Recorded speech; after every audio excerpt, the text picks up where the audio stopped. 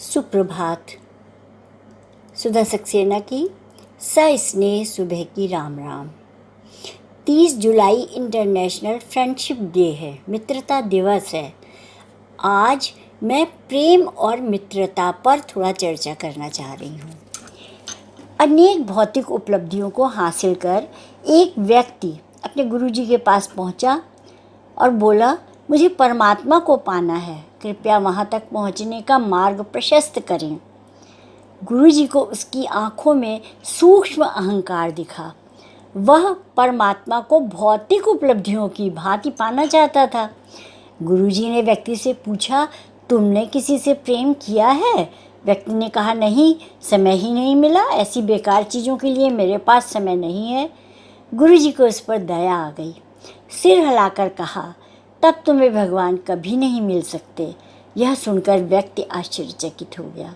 तब गुरुजी ने कहा कि प्रेम है तो सांसारिक, किंतु वह है ईश्वर की अभिव्यक्ति। जब तुम प्रेम पूर्ण भाव से किसी की ओर देखते हो या कोई तुम्हारी ओर देखता है तो उस दृष्टि में परमात्मा की अभिव्यक्ति होती है। प्रेम गहरा होने पर समर्पण का अभ्युदय होता है। समर्पण से ऐसी प्रार्थना का जन्म होता है जिसमें कोई मांग या याचना नहीं होती है, केवल देना होता है। प्रार्थना से भक्ति भाव का उदय होता है, जो भक्त और परमात्मा के मध्य कोई भेद नहीं रखता।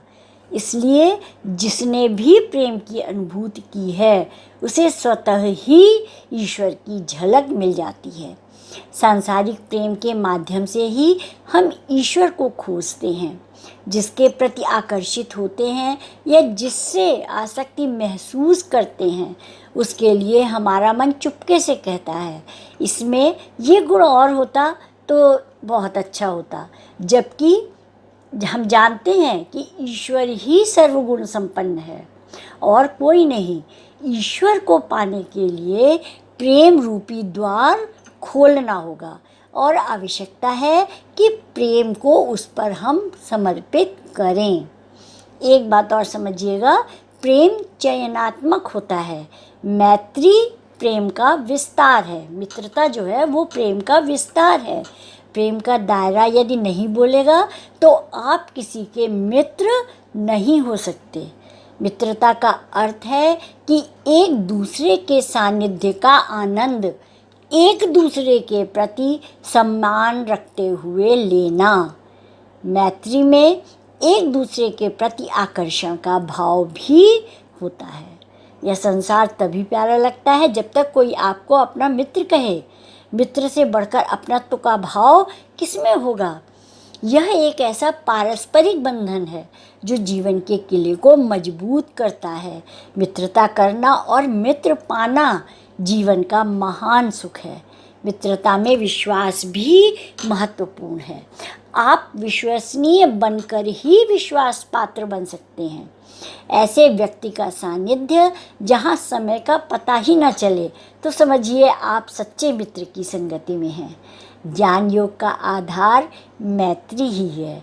भगवान बुद्ध ने अगला अवतार अपना मैत्रेय के रूप में लेने का उद्घोष करके मित्रता को उच्च स्थान दे दिया। आप किसी के लिए महत्वपूर्ण हो जाते हैं तो यह शुद्ध मैत्री है। शुद्ध मैत्री में व्यक्ति गुरु की कृपा अनुभूत करता है। जब व्यक्ति आत्मस्मरण के साथ विराट के प्रति मैत्री भाव में जीता है तब मन में काम, क्रोध, लोभ जैसे विकार नहीं आते और परमात्मा की कृपा सदैव महसूस करता है। और ये सृष्टि, ये जीवन मित्रता के आधार पर, प्रेम के आधार पर ही विकसित होता है। तो आप सबको इस मित्रता दिवस की हार्दिक शुभकामनाएं। हम सब इसी प्रकार एक रहें। धन्यवाद।